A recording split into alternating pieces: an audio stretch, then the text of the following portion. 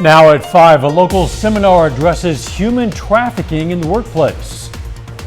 The final day of this month's January 6th hearings is focusing on the Department of Justice. I'm Serena Marshall on Capitol Hill with the new evidence the committee has received and what you can expect. And the FDA cracked down on the sale of Juul brand e-cigarettes. The 4 states' most watched news starts now. Some 4-staters get a lesson on human trafficking in the workplace. This is KOAM News at 5. The Crawford County Mental Health Center brought together area human resource professionals for today's seminar. The guest speaker of the meeting was Ada Hutchcraft, a spiritual care specialist from Ascension Via Christi. Presentation stressed the importance of observable signs to look for in the workplace and stigmas the professionals should be aware of. So whether you're a stay-at-home mom or you're a professional in any environment, this is important because it might be a friend, a family member, as well as a coworker, a church member that you could end up helping if you know the red flags to look for. The participants were also taught about how to approach sensitive situations involving trafficking to protect the victim and themselves. Tonight at 6, we're going to hear from a participant on her experience from today's seminar. A ranch in Pineville, Missouri is helping area heroes deal with mental health struggles. A new program called Warrior Path is the nation's first non-clinical program made by veterans for veterans struggling with PTSD, depression, and other challenges associated with trauma. The monthly program is free for all veterans and first responders who want to make peace with the past and live in the present. Veterans will enjoy archery, farming, and other outdoor activities while healing from trauma together. We give them the education and the training and basically practices to be able to do that. And so what it allows them to do is to be able to regulate themselves, to connect their head and their heart again. The Warrior Path program is at no cost to veterans and first responders seeking healing through horseback riding, archery, and more.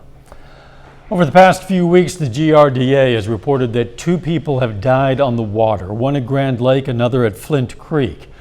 Well, now that the 4th of July is approaching, more boaters are expected to be out on the water in the coming weeks. With that, the GRDA has some tips for boaters to stay safe on the water. The most important tip: wear a life jacket. We stress that to everybody. Wear your life jacket. Of course, Oklahoma law requires kids a certain age to have a life jacket on, and it also requires life jackets to be in the boat for everybody. But we like to see everybody have that jacket on. There's really not time to grab it if you're in an accident.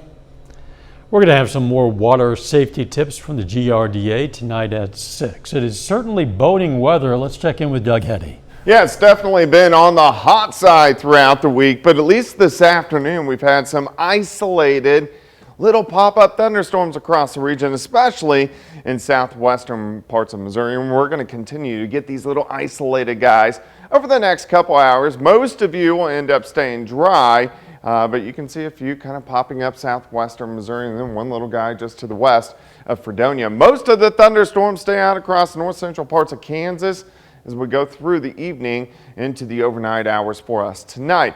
A little cooler in Missouri where the clouds are thicker and scattered thunderstorms. Everybody else mainly sitting into lower 90s. We still have those heat indices into the kind of that 95 to about 100 degree range. We'll drop back through the 80s into the 70s, lower 70s later on tonight. More rain chances. We'll look at that here in just a bit. So then, Old Missouri Bank and the Carthage Chamber of Commerce held a groundbreaking ceremony to mark the start of construction for their new bank. It'll be next door to the old one, and with a bigger bank, they're going to be adding at least 2 additional positions. They are unique in every way possible, and we're delighted that we're able to share this moment with them as they begin construction on their new building. They're looking for construction to be completed next summer. The U.S. Supreme Court has issued a major ruling for gun rights. In a 6-3 decision, the court struck down a New York gun law that required people to demonstrate a particular need in order to get a permit to carry a gun in public. The decision is expected to enable more people to legally carry guns on the streets of our nation's largest cities. We've heard stunning testimony these past 2 weeks in public hearings called by the House committee investigating the January 6th Capitol assault. Today, the spotlight is on the former president's campaign to get the Justice Department to assist in his failed efforts to stay in power. Illinois Republican Adam Kinzinger took the lead on questioning. Reporter Serena Marshall has more from Capitol Hill. In its fifth and final hearing this month, the House January 6th committee laid out its findings on former President Trump's attempts to pressure the U.S. Justice Department into helping him overturn the 2020 election. President Trump ultimately wanted the Department of Justice to say the election was, quote, corrupt and, quote, leave the rest to me and the Republican congressmen. The department's top leadership refused. 3 Justice Department officials in the Trump administration took the witness table, including former acting Attorney General Jeffrey Rosen. At one point, he had raised the question of having a special counsel for election fraud. At a number of points, he raised requests that I meet with his campaign counsel, Mr. Giuliani. We had concluded, based on actual investigations, actual witness interviews, actual reviews of documents, that these allegations simply had no merit. Former acting Deputy Attorney General Richard Donahue had previously told the committee he threatened to resign if the former president replaced Rosen with another DOJ official, Jeffrey Clark. He repeatedly said to the president that if he was put in the seat, he would conduct real investigations that would, in his view, uncover widespread fraud. Clark's home was reportedly raided by federal agents Wednesday, and CBS News confirms federal investigators have served new subpoenas this week as it probes possible efforts to use invalid 2020 electors. Additional hearings are expected to continue next month after the July 4th recess, as committee members say they have received a deluge of new evidence. Okay. That includes hours of interviews with the former president and his inner circle, featured in the upcoming Discovery Plus documentary Unprecedented from British filmmaker Alex Holder. I had one interview with President Donald Trump before January 6th and 2 interviews with him after January 6th. Alex Holder sat for a private deposition with the committee on Thursday. Serena Marshall, CBS News, Capitol Hill. All committee members may receive U.S. Capitol Police security details due to an uptick in threats. Still ahead, the reason for an emergency meeting of the WHO. More countries discover cases of monkeypox. I'm Ian Lee with emergency talks about the global outbreak. And what researchers say about the COVID vaccine and cardiovascular disease. That's next in Healthwatch. Topping today's Healthwatch, monkeypox cases are on the rise here in the U.S. as the World Health Organization holds an emergency meeting to decide whether to declare a global emergency. Ian Lee reports. Monkeypox is quickly spreading around the world. South Korea and South Africa have now confirmed their first infections, with the global case count topping 3,000. The virus has spread to more than 40 countries. Anybody who comes into contact with this virus is likely to get infected. Why the World Health Organization decides if the outbreak is a global health emergency? The Biden administration is shipping monkeypox tests to commercial laboratories to speed up testing. More than 140 cases have been reported across the U.S. The disease, which was first discovered in Africa in monkeys, causes a rash that can look like chickenpox. The virus spreads through close contact. Many infections have been among gay and bisexual men. Summer parties and music festivals can still go ahead, says the WHO, but should be used to teach young people how to protect themselves. These events are powerful opportunities to engage with young, sexually active and highly mobile people. There are vaccines and treatments for monkeypox. Most people recover within weeks, but in rare cases, the disease can be deadly. Ian Lee, CBS News, London. WHO is expected to decide by tomorrow whether to issue a global health emergency. Many scientists doubt a declaration would do much to curb the outbreak, since developed countries are already moving quickly to shut it down. Pre-existing cardiovascular disease should not prevent people from getting vaccinated against the coronavirus. A new study published in Cardiovascular Research, a journal of the European Society of Cardiology, finds no link between COVID-19 vaccines and an increased risk of heart attack or stroke in patients with established heart disease. That is a look at today's health news. A little bit later, cracking down on an e-cigarette brand. The federal government is taking a major step to reduce underage vaping. I'm Astrid Martinez with the popular products being pulled from store shelves. Plus, the temperatures heating up even more. We're going to talk about that here in just a minute.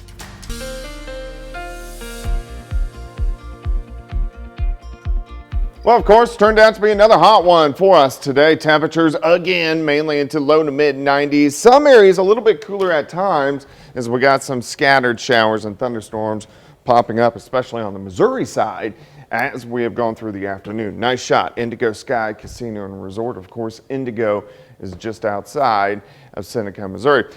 We haven't had much rain past couple weeks. Drought tracker, you can see extreme drought once you get out across central and western parts of Kansas, but most of us are still doing okay, drying out a little bit on the Kansas side, something we want to monitor as we go through about the next month or so as we are in the drier part of the year. Where the clouds have been, scattered showers, temps are sitting into the 80s, and then you jump right back up into the lower 90s once you get into our western counties, and that is where our heat indices are still into the upper 90s to near 100 degrees. Feels a little bit better southwestern parts of Missouri. 7th and range line currently outside sitting at 85. Easterly winds are light. Humidity is at about 72%. Through the evening hours, we slide back through the 80s, 70s, eventually into lower 70s a little bit later on tonight. Most of us staying dry. We're still going to get a few isolated little thunderstorms over the next couple hours, but most of this cluster is kind of zooming off toward the south and to the east. We have one little shower near Fredonia, but besides that, most of us are looking pretty good. Most of these scattered showers are out of here. Bigger thunderstorms, central parts of Kansas. These are going to shoot to our north near Kansas City, so they will not affect us as we go into the overnight hours tonight. Let's go through time. Any scattered thunderstorms mainly stay to our north. Most of us, partly cloudy skies for us tonight. We'll drop back mid 70s. So here's about 6:30 in the morning. As we go through the morning hours, we heat up near 90 by noon. Very slight chance there could be a isolated thunderstorm tomorrow afternoon, but most of us are going to be dry. 71 to start, 91 by noon, high temp right around 96. So it gets up there tomorrow afternoon. Tomorrow night, we drop back only upper 70s, and then as we head into Saturday, we really heat up. I think most of us will go upper 90s for highs, maybe even pushing 100 degrees by the time we head into Saturday afternoon. Saturday night, some scattered thunderstorms will try to develop. Here's 2 a.m. You can see a cluster trying to get going into Sunday morning. So we'll most likely start the day on Sunday a little bit on the wet side. All right, heat indices again tomorrow, 100 to about 105. Heat indices on Saturday, about 105, maybe pushing 110 at times Saturday afternoon. Then here's the good news. Cooler air starts to work in, so by Sunday and Monday, we're only looking at 80s for highs. 96 tomorrow, 99 Saturday. On Sunday, morning thunderstorms, but the afternoon looks good. A high of only 83, down to 60 Sunday night, 82 by Monday. So the cooler temps are coming. We just have to get through a couple more hot days. Yes. Thanks. Let's take a look at our tower camera. It's sponsored by R.E. Smith Construction as work continues on the KOAM More Power project. Now, crews today removed the old transmitter from the top of the tower. For now, we're broadcasting from a temporary transmitter lower on the tower as we prepare to put the new, more powerful transmitter up there at the top.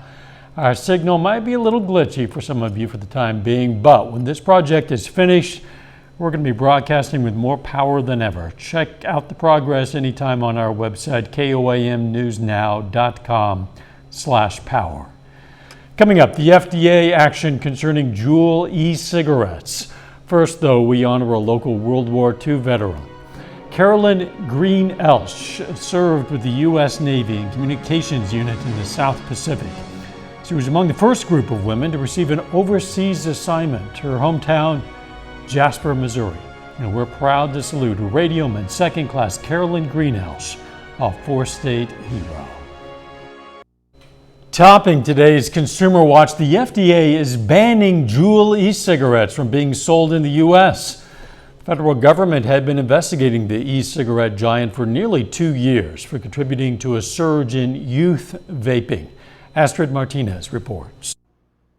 Juul's colorful e-cigarette pods have become a popular product, particularly among young smokers. I don't know what I think it's a mental thing. In a major step to reverse the trend, the FDA has denied the company's application to sell its products in the U.S., pulling Juul off store shelves. It produced a product that was very sleek, came in flavors that appealed to kids. Matthew Myers, president of the Campaign for Tobacco-Free Kids, says Juul helped fuel a generation of kids addicted to nicotine. If we're going to continue to make the progress in reducing youth cigarette smoking and e-cigarette smoking, this decision is a critical next step. Teen e-cigarette use skyrocketed more than 70% after Juul's launch in 2015, with marketing and social media campaigns appealing to young people. Juul maintains that its e-cigarette campaign ads weren't part of a deliberate effort to target youth. Many people we spoke with say they prefer vaping over cigarettes because of its flavor and the smell.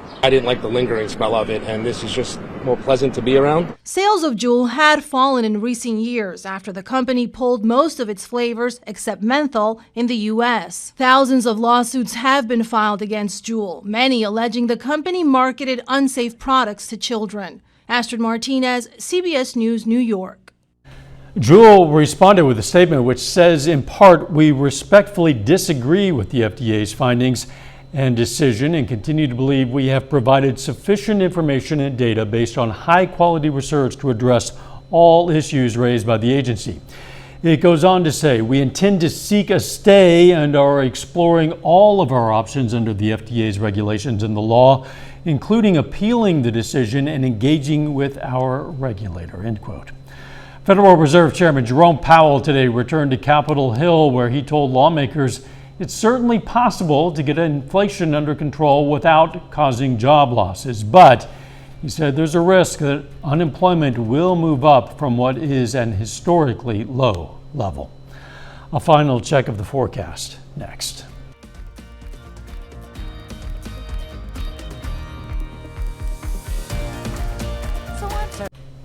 Up next on the CBS Evening News, an exclusive interview with filmmaker Alex Holder just minutes after his deposition with the Congressional Committee. Then on KOAM News at 6, how a potential suspension of the federal gasoline tax could impact the 4 states.